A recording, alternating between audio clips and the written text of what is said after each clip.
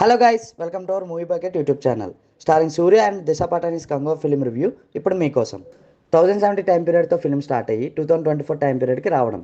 సూర్య as ఫ్రాన్సెస్గా గోవాలో introduction and అలానే మిగతా క్యారెక్టర్ ఇంట్రడక్షన్ కూడా అయ్యి ఒక 30 to 40 minutes టోటలీ క్రిన్స్.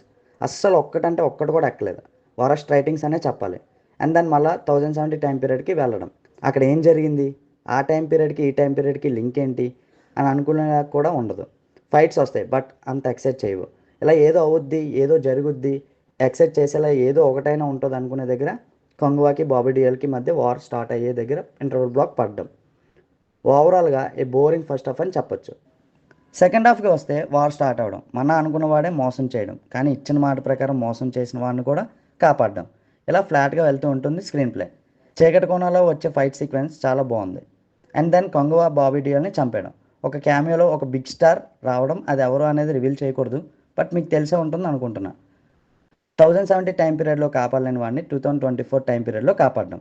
ఎక్కడితో అయిపోయింది అనుకునేసరికి మళ్ళీ పార్ట్ 2 అని చెప్పి మళ్ళీ సీట్ నుంచి లేపేయడంతో ఎండ్ అవుద్ది. ఓవరాల్గా ఎన్ ఓకే సెకండ్ హాఫ్ అని చెప్పొచ్చు.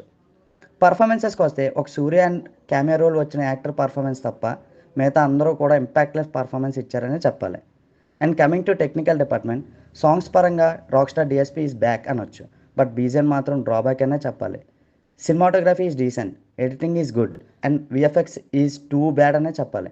ఫైనల్గా కంగువా ఫిలిం వన్ వర్డ్ ఏంటంటే just okay periodic action drama అని చెప్పొచ్చు. For more reviews please do subscribe our movie bucket YouTube channel. Thank you.